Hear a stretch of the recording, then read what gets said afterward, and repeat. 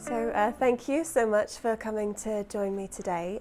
Did you want to first sort of say a couple of words about yourself, sort of, you know, who you are, where you're from? So my name's Scarlett Ward. I'm a poet and a publisher, and I'm working from Birmingham, and I am also currently living with multiple sclerosis.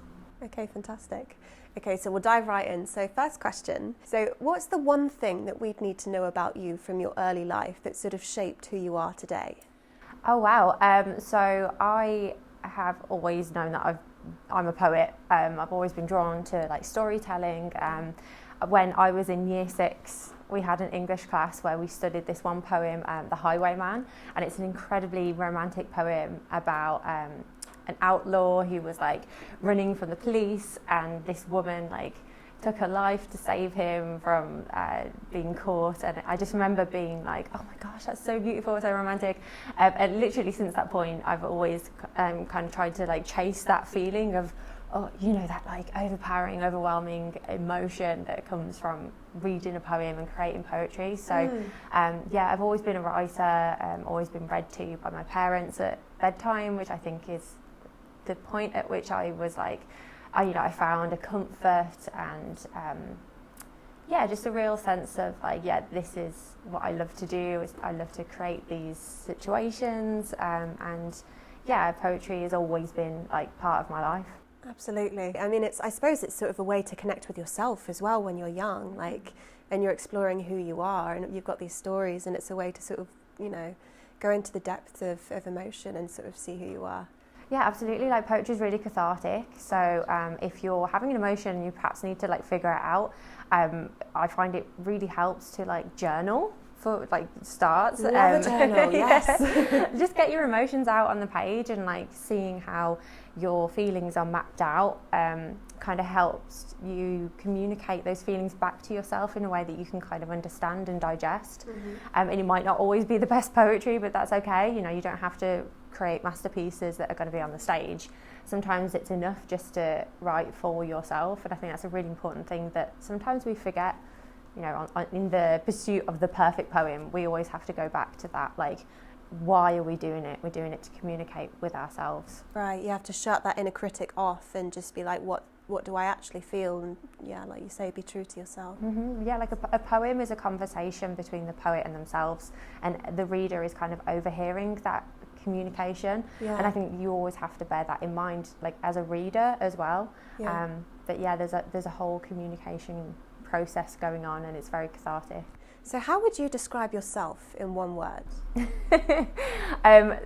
Romantic. Definitely romantic. Hopelessly so, and it comes out in like pretty much every area of my life, particularly in poetry. But I'm always on this like endless hunt to find like beauty and truth in anything. Oh, that sounds really a bit much, doesn't it? But yeah, sounds honest. If we can start to get into your journey with MS, so there was the period before when you started to get symptoms, but you hadn't actually got an official diagnosis, you didn't know what was kind of going on. Could you tell us a little bit about that journey? Just because I think perhaps there are going to be some people that are listening that might be experiencing sort of some symptoms, might be at different stages in their journey with being diagnosed and living with MS. Yeah, oh, it's a whole process. So the symptoms of MS are really random, and if you don't know about them, it can just go over your head, which is what happened with me. I remember in 2018, I got a back tattoo, and it was a really long sitting. It was like 8 hours, and then afterwards my entire arm went numb, and I was like, oh man, I was cringing so much from the pain that my arm went numb, and I thought it was a trapped nerve. Right. And then it kind of went away, and then that was it. I didn't think about it again until winter of 2021, so last year. The random like disappearing of limbs started happening again, and I was just like, oh man, it's that trapped nerve, like it just keeps happening. And then I got this terrible pain around like my chest and my back, basically where like your bra strap would sit. Right. And I would have these terrible like I called them attacks, where like it was, if you've ever had cramp, that's how it feels, like all around like your chest area. And I was terrified that it was like a problem with my breasts. So I went to the doctors and I was like, can I have an examination? They examined me and they were like, no, nothing's wrong. It could be your hormones. It could be your periods. And obviously it was a male doctor, and I was just like, okay, like I'm nearly 30, I've had periods for a long time, but whatever. And I told him about like, it's also like combined with the fact that I can't feel my legs and I'm struggling to walk. And he was like, yeah, you're just stressed. You know, I started my own company this summer beforehand, and he was just like, yeah, just take it easy. And I was like, okay. So I went in and out of A&E like a couple of times because the spasms were getting worse, and it kind of all culminated one day when my speech just went. And the only way I can describe it is like, it was like I was drunk and I was forgetting what I was saying halfway through a sentence. I was stuttering, I was slurring incredibly like thickly, and I was like, this is not right. You know, I'm a poet, I'm a writer, I'm a performer. I have, you know, a vocabulary, I have an element of eloquence. It was very frightening. So I went to A&E again, and I was like, I thought I was having a stroke basically.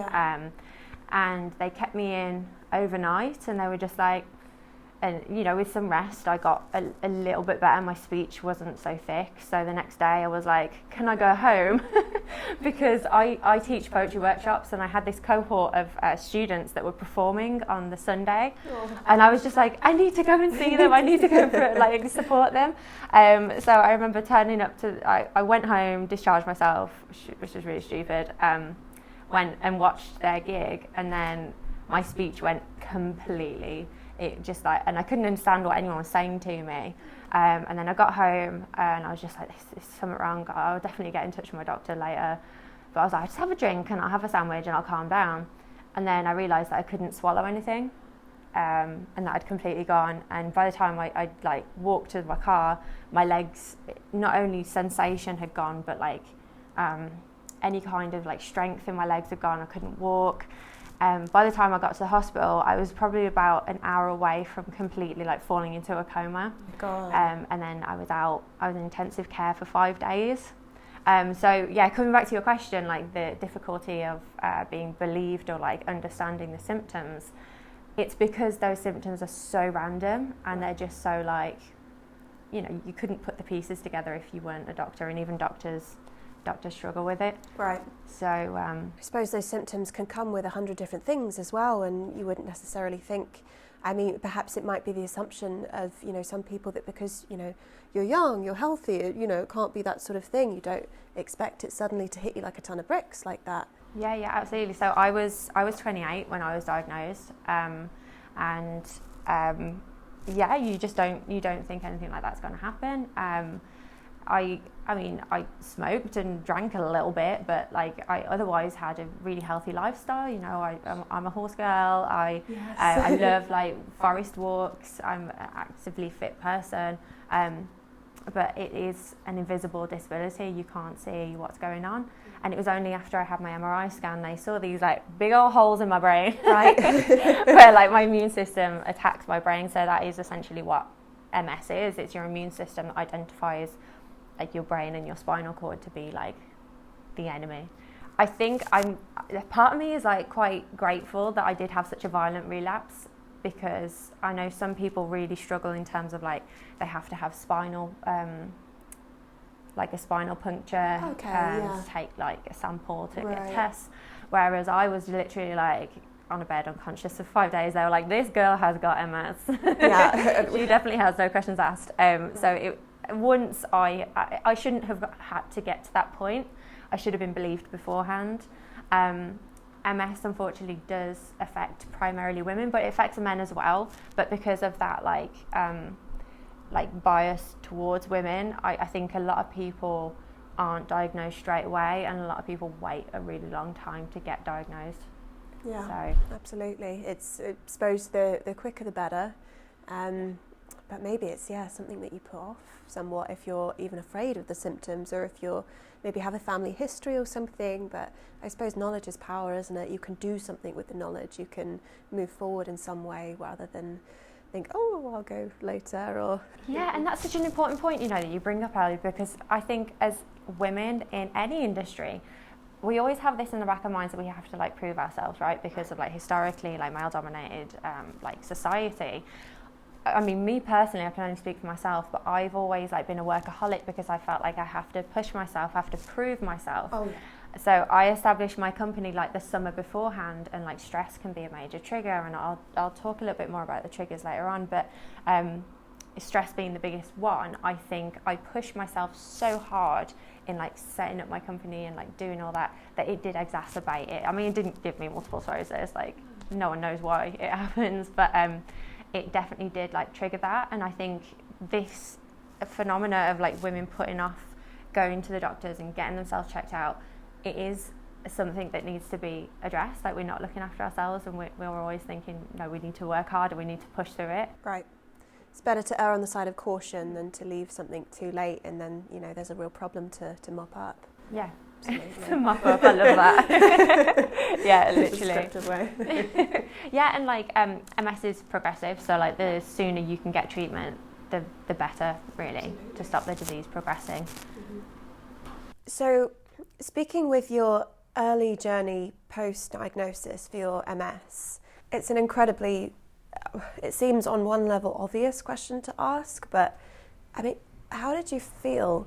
I mean, did fear overcome you at that point? What were your first thoughts when you received that news? So when I finally came out of my coma, I couldn't talk, so I couldn't communicate, but everything was going on inside my brain. It was just I was locked inside my body. So when my doctor, they were stood around me, it was very clinical the way they did it. They were just so you've got multiple sclerosis, it's incurable, but there are treatments. And I remember they said it in one breath, and I was like, can I just have a second? But obviously I couldn't communicate that, so I was just internally what the hell?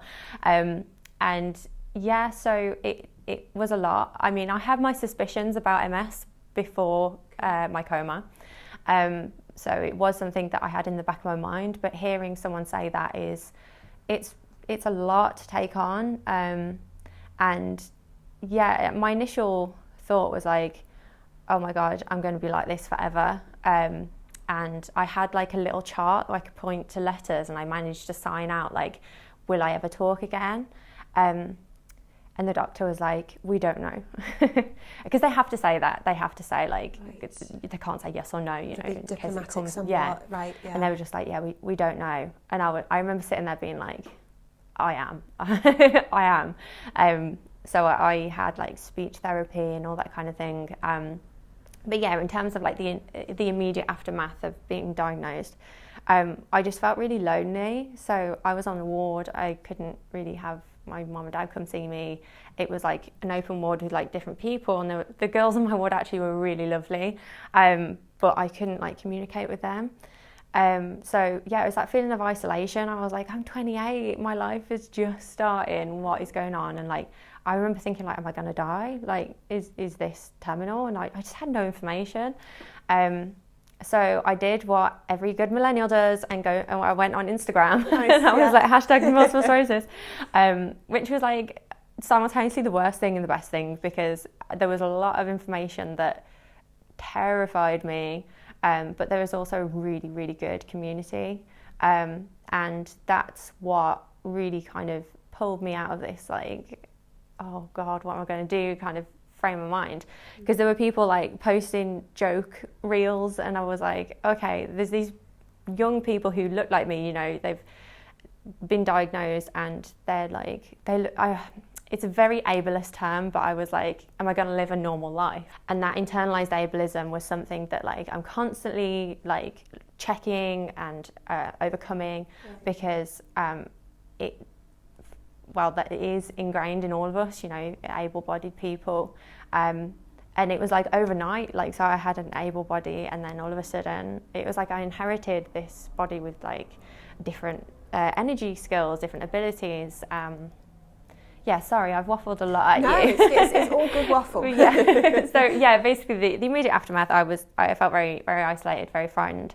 But there is a good online community, and that's why I make a lot of reels now on my Instagram. I love your reels. A lot of them are just stupid, but that's what I needed at the time. I remember sitting in hospital and being like, no one else in the world has multiple sclerosis but me, you know? Right, yeah. Because it is a rare disease, but... it's terrifying. It must be terrifying. Yeah, but like being able to laugh at it is like my coping mechanism, one of my coping mechanisms, yeah. Definitely. It's one of the things that really drew me to you is your sense of humour about it, and your reels going through. I really got a sense of how you as a person deal with it and your internal strength. Like you just said, I'm going to speak again. No, I am. It wasn't a question, you know, and it really comes through. And I think if I were watching that as someone who potentially, you know, was going through something life-changing, I would find a lot in that. You know, I would find a lot of solace in that. Thank you, that means a lot.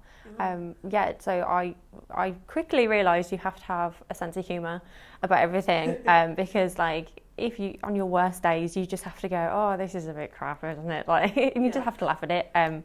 But yeah, I mean, you know, at the time I had my horses and I was like, I am going to ride again.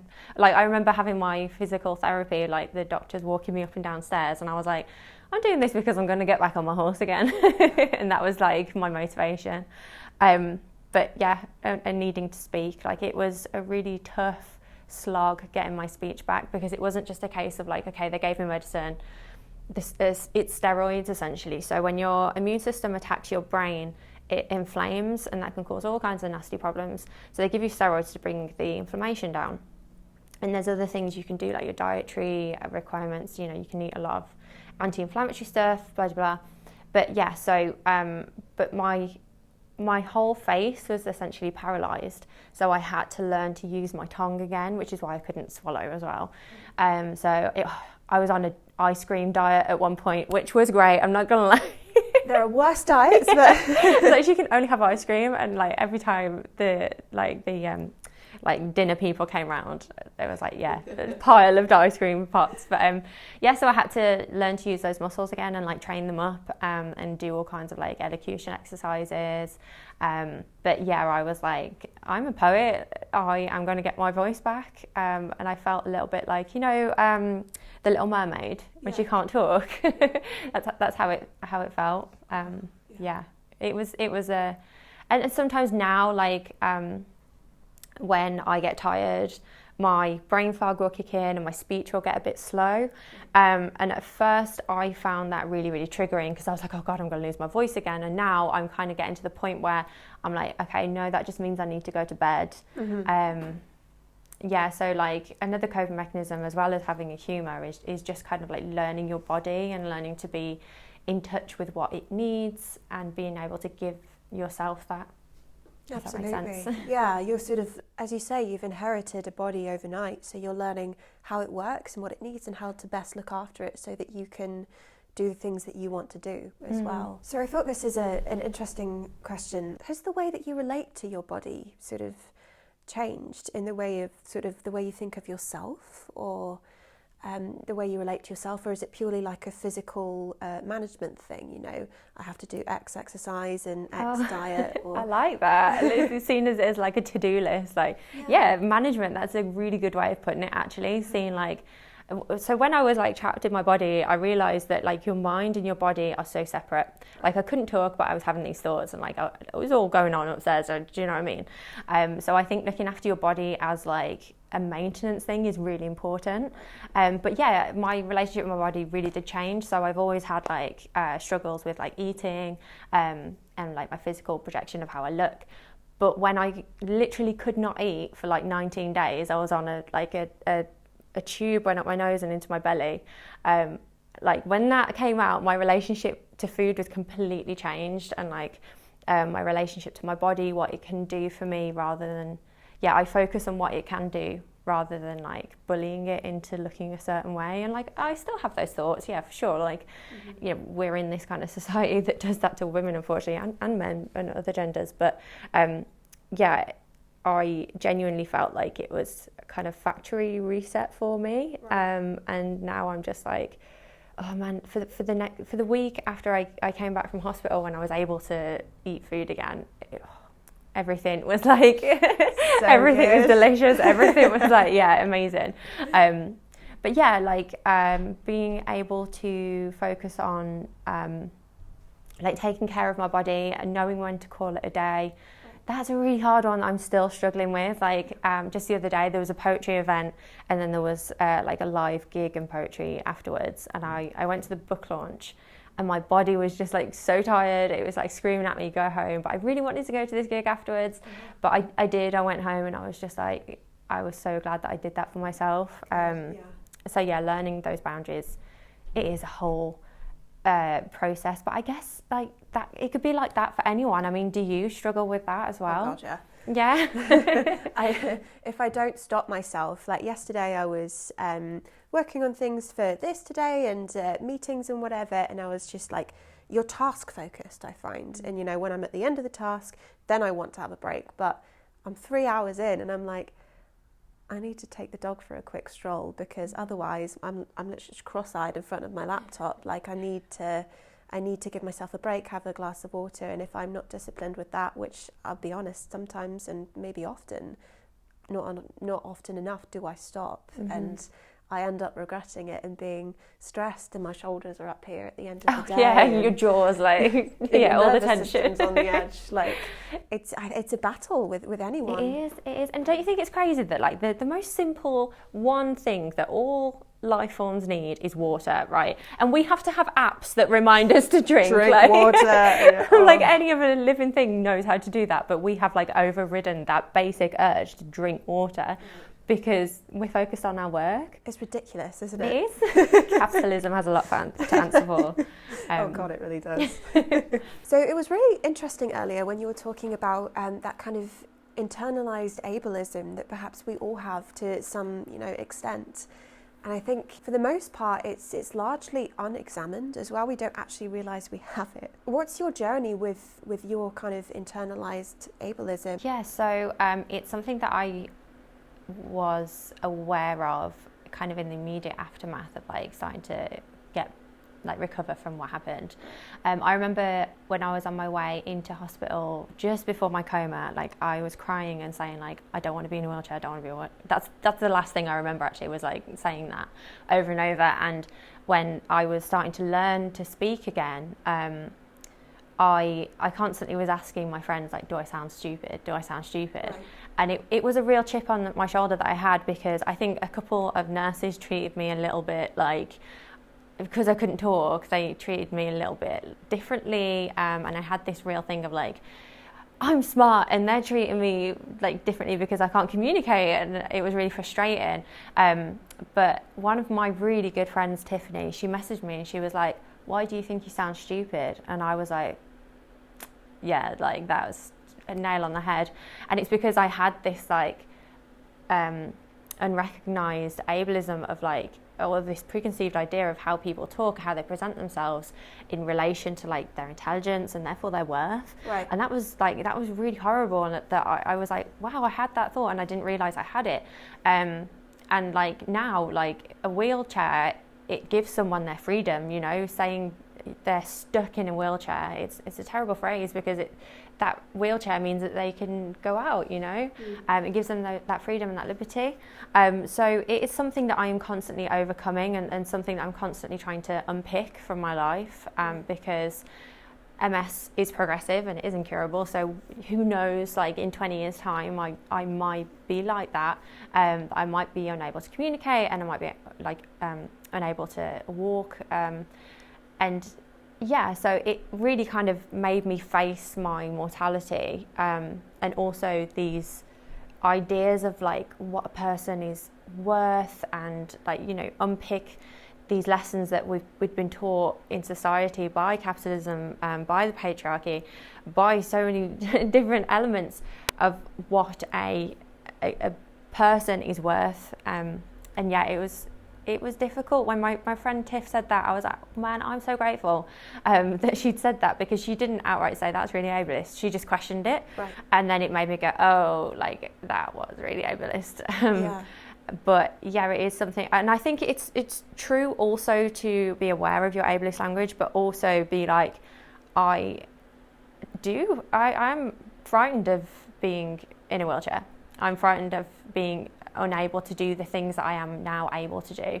And I think you can hold those two things at the same time, you know, and that's something I'm still trying to navigate. It's so interesting as well because, you know, some disabilities are visible and some are invisible as well. And it's with MS as well, you know, as you were sort of telling me earlier, you know, you have sometimes you're better than others, and there can sort of be relapses, and there can be better times as well. And I suppose it's controlling that inner monologue to know that your self-worth isn't wrapped up in this strange notion that just because you're showing more of your disability at one stage than another, you know, it doesn't mean that people think that you are worth less or they think you're stupid or... Yeah. And there's also like a really weird, like when I was learning to walk again, I was in hospital, I was like, will people think that I'm not disabled enough to use a walking stick? Or will people think that I'm... Like, it was such a, like the duality of like being concerned about leaving the house with a walking stick, but then also thinking that people who are disabled will look at me and think she's not disabled enough. And it was all in my head, like, right. But it was all constantly this message of feeling like I wasn't enough. Reoccurring theme throughout my life, but yeah. I remember being in hospital and like googling cool walking sticks because I didn't want to have like, you know, like a really horrible NHS standard one. So cool crutches, Neo walking sticks. I love this one because it's got my little skulls and roses on. You can like match your outfits. Yeah. But yeah, like, and still now, like I'm back working now, but when I wasn't working, I was like, I'm not going to claim because I don't deserve it. And my parents were like, you can't work because you're ill. And I was just like, no. And I never did. And even now, like, I would be entitled to certain things, but there's this stigma like that I'm working through of like, no, I'm not disabled enough. And multiple sclerosis is the ultimate gaslighter, right? Because there's different types. Yeah. So relapsing remitting multiple sclerosis is the type that I have. So you will get really sick and then you'll get a bit better and then you'll get really sick and then you'll get a bit better, but you'll get a little bit less better each time. So that's how the disease progresses. There's also primary progressive MS and secondary progressive MS, where it's like further down that timeline. But in those times where like you're better, so for example now, I feel like my brain fog is clearing, I'm on my treatment, I'm able to walk and talk like I always have been. It's so easy to forget that I have MS and like gaslight myself into thinking, you're fine, like there's nothing wrong with you. And then one day I'll wake up and I can't move because I'm in so much pain and like I can't string a sentence together and I'm like, I'm sick. It's still there. Yeah. So it's about like managing your good days, like not having that boom and bust cycle of like, I'm going to use all my energy because I feel great now, and like, you know, saving a bit back. But yeah, when I left hospital and I was like, I'm going to have a walking stick because I fall over a lot. There's something called foot drop, where the brain to body connections are disrupted because of the nerve damage. Yeah. So you can't like pick your feet up when you're walking. So like you drag your feet and that's why you fall over. So if I'm ever performing on stage or if I'm traveling like to come here, I will always take my stick because I just don't fancy falling over today, you know? Fun, no. Yeah. So and also like if anyone needs a mobility aid, whether you have MS, whether you have fibromyalgia, no matter what, like if you just have like aches and pains, if a walking stick will help you not feel as much pain, there's no like board that you have to pass to be able to deserve one. Do you know what I mean? Like just have one. If it helps your everyday life, then why wouldn't you?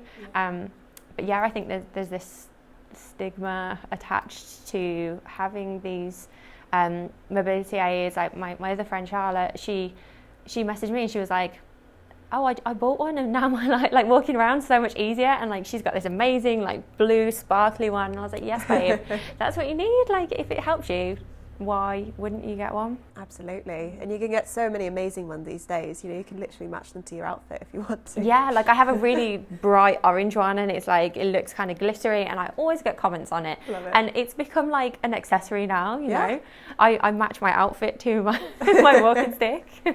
Well, why wouldn't you? It's like, it's just another like option for fashion, I suppose now. Like. Yeah, absolutely.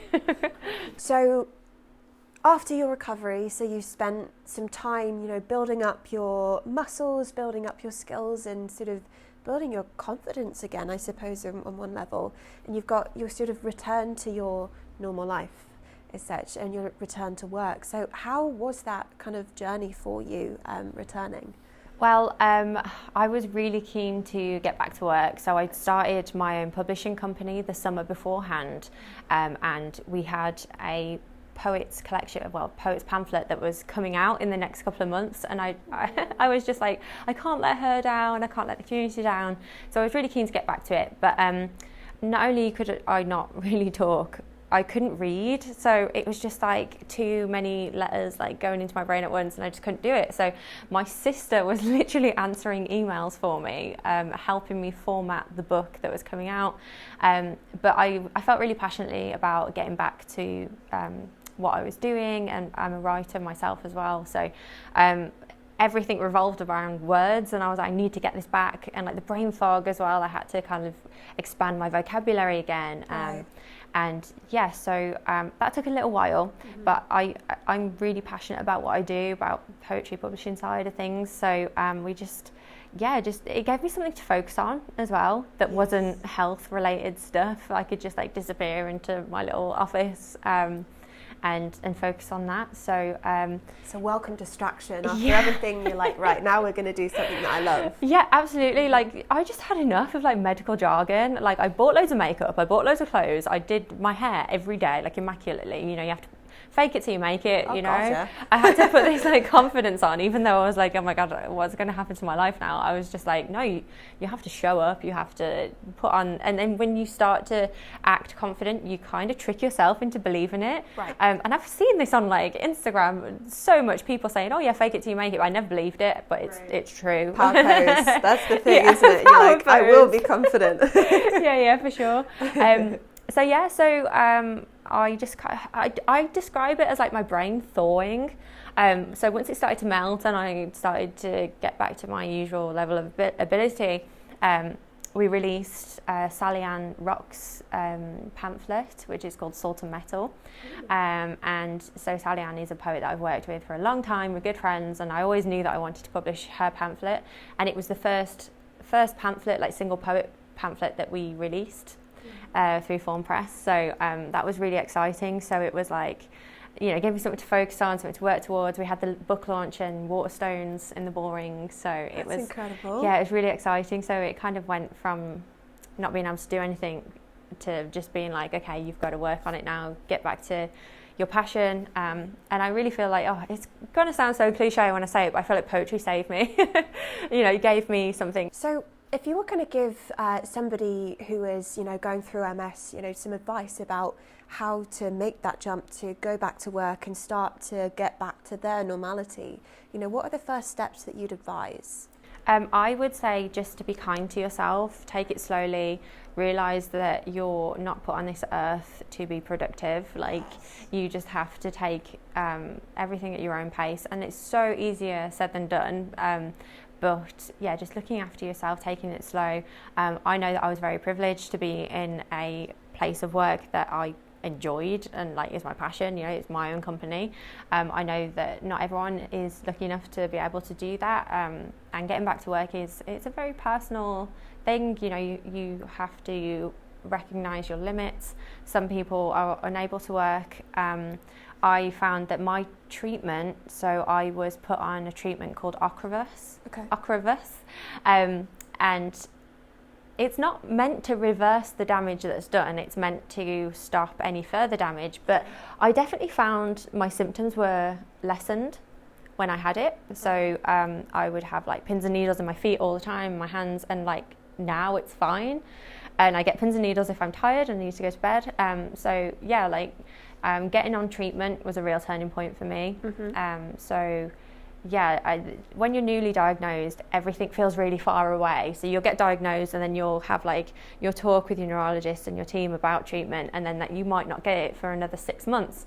And I remember being really, really terrified. I'm like, oh my God, I've just been diagnosed with an incurable progressive disease and now they've left me for almost like a year to get my treatment. But actually it turned out to be like 6 months, which it isn't ideal, but it's okay. You know, the NHS are very grateful for it. Right. So yeah, in terms of, I've meandered a little bit, but coming back to the point of like the advice, just take care of yourself, take it slow, but also know that like if you're at the very start of your MS journey, things do, like you kind of acclimatise, sorry, that's the word. You kind of acclimatise, and it is, like I was saying, it is a gaslighter of a disease. Like it will make you think you're fine and then be like, no, you're not. And that's difficult to navigate, especially in the workplace. But yeah, getting my treatment plan was the best thing for me. Sort of knowing exactly what you're going to do and sort of going ahead, managing your own sort of, I'm going to do everything always mindset. And as you say, you're not living to work, you're working to live. Yeah, absolutely. And there is a really good community, the MS Society, MS Shift, MS Together. I mean, I will send you all these. It would be great. That sounds great. We'll available. Link them below. Yeah. Linked below. There's lots of like communities, and also it's worth saying that there's a group called MS Shift, and it's for people under 35 who have MS. And the reason for that is the medication and the treatments that are coming out now, for example, Ocrevus, which I'm on, they're cutting edge technology medication. Like they weren't available 10 years ago. So the disease progression in people who are being diagnosed now is very different to, like, if you see a 60-year-old person with MS, you may see that their rate of disability is a lot higher because they didn't have access to the resources that we have access to now. Right. And when my friend Matt told me that, it really lifted a weight off my shoulders, and I was like, oh, actually, because I was in these groups, like the MS Society Facebook groups, and I was seeing, like, it was kind of depressing and it was kind of frightening for someone who's newly diagnosed especially. But finding those groups with the younger people, it was quite comforting. Absolutely. So, yeah, finding those sources. Your community as well, and as you say, seeing people your age and, you know, who must have somewhat sort of similarities in their life to you, and you're going, they're okay, they didn't, you know, collapse into a puddle, they didn't, you know, they're having a life that is worth living. That's why like I make these jokey reels on my Instagram, and because that's what I did. The first thing I did was go on Instagram, and I saw these people who looked like me living these full, rich lives, making jokes, like belittling this disease as much as they can. And I have made some really good friends through it who kind of get the situation. I remember I've been going through your Instagram, and you mention the importance of differentiating yourself from the disease and being like, I'm not MS, I have it, but it's not going to beat me, it's nothing. And, you know, having that separation, is that an important thing for you? It's something that's quite pendulous. So sometimes I'm like, I don't have MS, MS has me. No, MS does not have me, I have MS. Right, yes. But then some days, because it can be very life-consuming, it can be something, or you can think about, you know, pain is very demanding, isn't it? So it does have all your attention, but then there are days where I don't really think about it that much. Like, I probably think about it every day, but not all day, every day. So I think it's important to recognise that, like, you know, you're still you still have your passions, your loves, your desires, your joys, and that is so important, that you find these pockets of joy in, like, your life, whatever you're doing. Quick, write that down. No, I'm joking. But yeah, no, it is important. It is really important. And identifying, like, your hobbies and like who you are outside of your disease is important, but it's also totally understandable, especially at the start of your journey, to be like, that's all I can think about, because that's what I was like. It was like every conversation I had with someone, every single thing I would write about was about my MS, and it's because I was still, like, figuring through it, and I am still figuring through it. And I think because the disease changes over time, I think that's something that we're always going to have to figure through. Right, definitely. Would it be okay if we heard some of your work, your poetry? Yes. So, like I said, all I could think about, write about, talk about was my MS to start with, and over time I started to write about it in a way that was like productive, more than just word vomit at myself. And I don't know, I'm still working through that, but so this is a poem that I wrote as I came out of hospital, and it's worth just saying that lesions are like the scars on your brain from where your body's attacked it. And when you have an MRI scan and you look at the imagery, it is literally like white holes in your brain. It can be quite jarring. So this was what I wrote about, that kind of experience of seeing those scars. This poem's called Lesions. When my doctor drew the map of my brain, cartographers discovering an uncharted land, all I could see was how much heaven was leaking through my own body. Channels of nimbus, sunshine, opaque jellyfish swimming up my spine, streams of frothy current breaking at the surf of my body. A pearl deposited. I wear strings of them. I thought how much darkness people carry. Dirt, iron. I am light as confetti. If sclerosis is a hardening, then I am a winter garden, where moss naps through frost, and the mewling yawn of fox cubs, warm and downy in their den. Thank you so much for letting me read that poem. That means a lot. That was so beautiful. Yeah, thank you. It's putting a beauty and perspective on the lesions that it must have been so surreal, seeing your own scan of your own brain and going, oh, that's them, that's it. That's what it is. And that's why it's an invisible disease, because you don't see those scars, and sometimes I kind of wish they would show up so people could see what was going on. But it is quite jarring to see. I mean, first of all, the picture of inside your own head, being reminded that we're all just machines and mechanics. It's just meat machines, aren't we? Literally, dragging around this meat carcass after me. The separation of brain and body becomes really, really apparent. Right. And every time I have an MRI scan, I see the imaging afterwards, it's kind of, it's a bit weird to see how they spread or whatever. But being able to, so the brain's really clever, right? So if a pathway is blocked or damaged from your brain to your body, which is what causes the disability, your brain works really hard to create new pathways, and that's how I learned to walk again, that's how I learned to talk again. And that's why fatigue happens, because your brain's so tired of making these new roads because we've damaged the old ones. That you get tired. Wow. I forgot where I was going with this. I just think it's really interesting to think about it. And no wonder you're tired. Oh my goodness. Your brain is in override most of the time. So if you can see, if you're, wanting to do all the stuff on top of it, you're wanting to do your work and you're not wanting to, you're not wanting to go home if you wanted to go to the live event afterwards. It's why it's so important to be kind to yourself and understand exactly what your body needs at that state. It's a constant fight.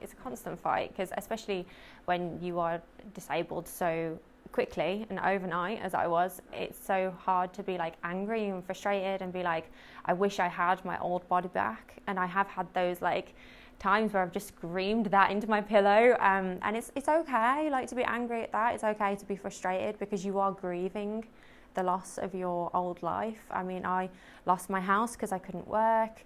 I lost a lot of things, but also you constantly have to be building on what you do have and focusing on what you can do. And there's so many exercises and dietary things that you can do.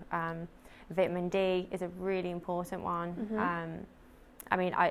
Your doctor will be able to tell you more, but there's little exercises you can do. For example, the foot drop that I was telling you about, you can lift your lift your foot up like that and like turn it to the left, and it looks really easy, but that's like hurting me already.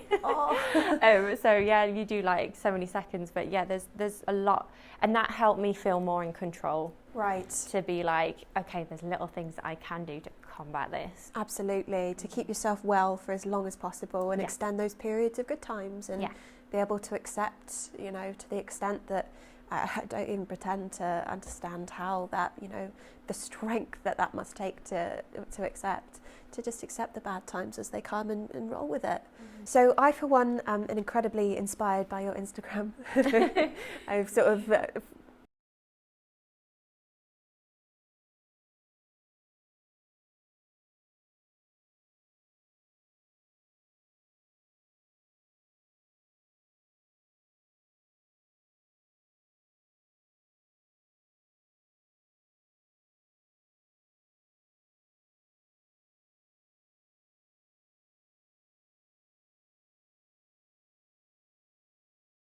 so first of all, thank you. That's very kind.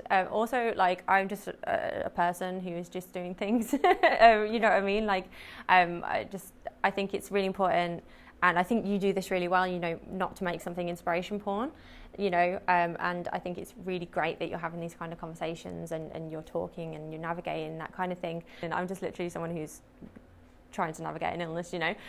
But yeah, so working with people and creating opportunities, I think, is really important, particularly in publishing, because like, it has historically been quite an elitist kind of industry, and there's a lot of people that are marginalised or have been overlooked. So emerging writers and people from like backgrounds that have been historically ignored purposely. I think it's really important, and there's a lot of publishers, particularly in the Midlands, in Birmingham. You've got like Nine Arches, Emma Press, Office Press. There's a lot of people doing great work with people in the community. So I did workshops with Homegrown 31, and it was something that started at the start of lockdown, and it kind of became a cohort, like a collective. We all became really good friends, and I would do weekly workshops, and that was a lot of fun. And I also like visit schools to work with kids, because they've just seen war poetry, right? It's dead white men that died in World War II, and they don't know any other kind of poetry. And then people are like, oh, they're not connecting with poetry, and it's like, look at the dry curriculum. I remember once I went into a school and it was World Book Day, and everyone was dressed up as a character, and there was one little girl, and so she was black, and she wasn't dressed up as anyone. And I said, oh, why aren't you dressed up as anyone? And she said, oh, because I haven't read any books that have people or characters that look like me. And I was just like, something is going incredibly wrong here. So my favourite thing to do is I will take a workshop and I'll show them like videos of like poetry that maybe has like a little swear word in, and then they go, poetry can be cool. Poetry can be like, you know, sexy, which that historically poetry was like the language of love, right? It's how we wooed each other. And you know, as a teenage girl, like, that is something that I was like obsessed with. So making poetry cool and accessible is like half of the battle, I think. But the GCSE exam boards, that's not what they care about. They care about just getting them through their exams and whatever. So yeah, it's a lot of fun doing workshops with like the younger kids as well. Yeah.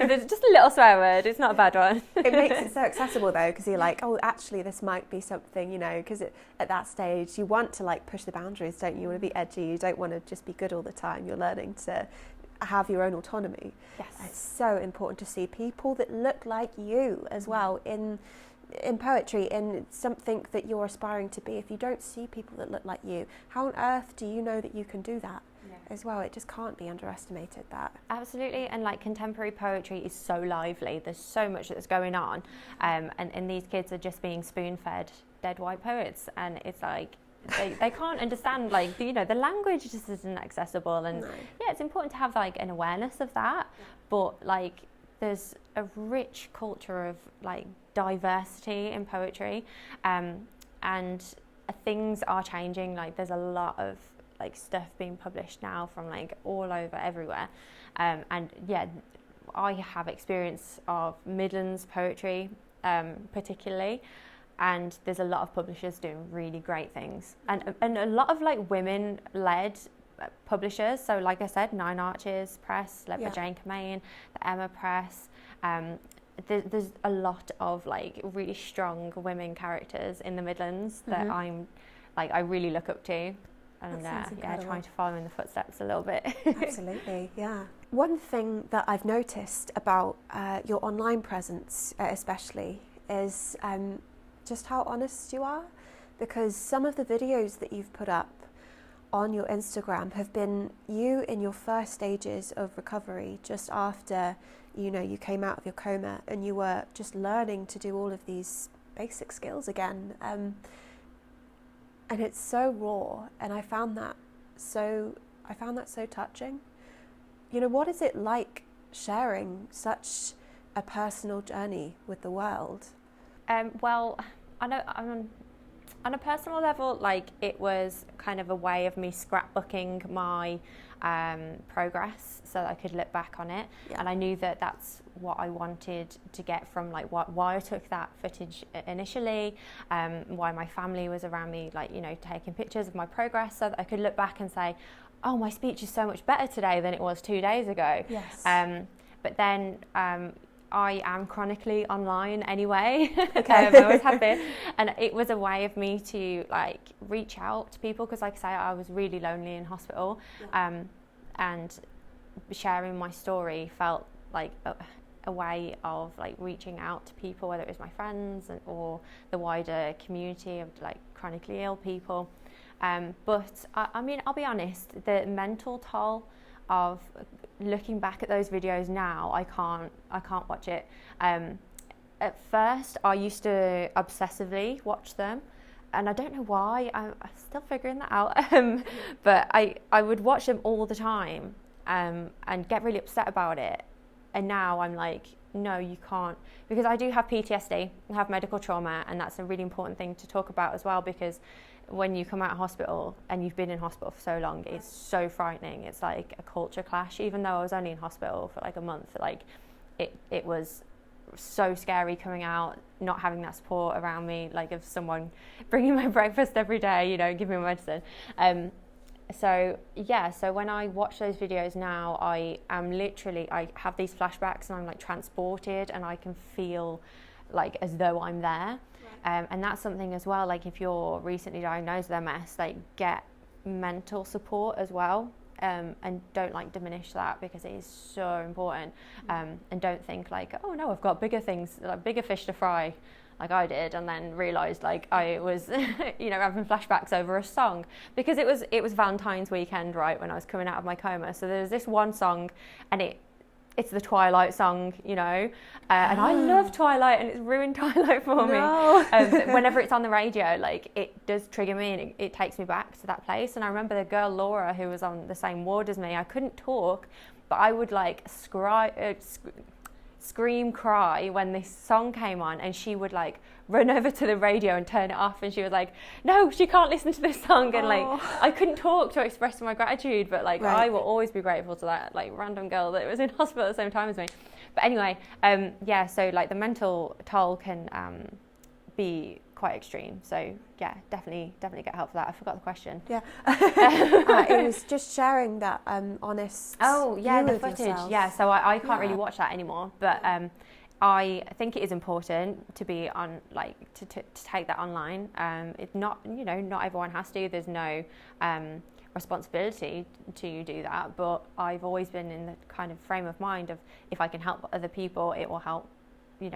That's just a small corner of the universe, but if someone feels less alone because they've seen that I've gone from not talking to where I am now, like, that's what those people did for me when I was in hospital, so I feel like I should like pass it on. My favourite one is at the beginning of the video, it's you just learning to walk, and at the end of the video it jump cuts to you lashing it on a horse, like and from the point of view of being on the horse. And I just thought, like, that is just such motivation for someone to watch and go, if she can do that, I can do that. Yeah, well, like I say, I watched videos from my hospital bed of girls that were like having their physical therapy, and then they were doing like rugby, and I was just like, if they can do that, I can do that. Because when you're diagnosed, like I said, I was like, oh, is this going to kill me? Like, what is my life completely changed? And you know, every case of MS is different, so I can't speak for everyone, but with relapsing remitting MS, you do have those like periods where you kind of like recover, or you go into remission. So it's important to get that message out there that you can live your life and you can experience joy despite. Yeah, there's a really beautiful poem by Chen Chen, and it says, "Let my heart remain tender despite. And I just think whatever you're going through, like whether it's breakups, heartbreak, or chronic illness, or anything, like despite. Yeah. That's wonderful advice, definitely. So just to recap then, what are the main symptoms that, you know, we can look out for perhaps if you're going through something similar, you're having some funny symptoms, you know, what are they? So, it's always better to be on the safe side. So like if you're having any of these, it doesn't mean that you have MS, but it means get it checked out. So pins and needles or reoccurring like numbness. So I would lose sensation in a whole arm, I would lose sensation from my legs down, tingly hands. So tingling and numbness is a real giveaway. Brain fog, so like not just simple like confusion, but like I couldn't think of the word hospital, I kept calling it a university. I was like, I'm in university. So it's like real confusion, like not just losing your keys, but just like forgetting that you have keys, or you know where you are, or that kind of thing. Speech problems, slurred or slowed speech, difficulty swallowing, and another real giveaway is loss of eyesight. So I haven't personally experienced this one, but a lot of my friends have who have MS. So their eyesight would go completely in one eye, and then they would get it back after 6 months. You know, so that's a really big one. Gosh, yeah, that kind of is unavoidable. So bladder problems, what else are there? This is the brain fog. So there is a list. I mean, I talk about them extensively on my social media because, like I say, if you have any of those things, you kind of just brush it off, or you perhaps wouldn't put the pieces together. Right. Muscle spasms, that's a really big one. So Right. like it literally cramps in your legs or in your back, or it's called MS hug. Right, so you it had feels that like pain, someone's hugging you, like really crushing you.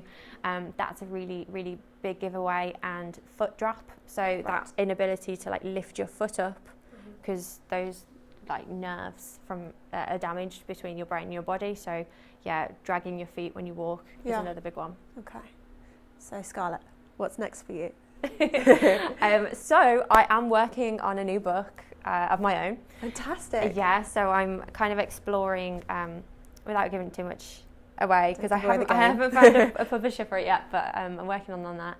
But yeah, working on looking at like, you know, the roles of women in society and like the disabled body in society. I'm also really obsessed with space. It's like, oh my God, it's my favorite thing ever. So like I write a lot about space, and I'm like, what's that metaphor for? Like, is it, you know, whatever. Still thinking about that. So yeah, I've got my new book coming out, and in terms of form press, we have 3 new pamphlets coming out, and they will be out in the next, like over the next year. So lots of good things. Lots of good coming. things on the horizon. Yeah, sounds incredible. Well, thank you so much for joining me. This has been wonderful, and I'm sure so beneficial to anyone sort of going through it, and also so helpful as well to people who have someone or know someone going through it. You know, because it's difficult to know what they might be going through. So to have someone firsthand just talking about it like this is great. No, thank you for the opportunity to be able to speak about it. My absolute pleasure. All right.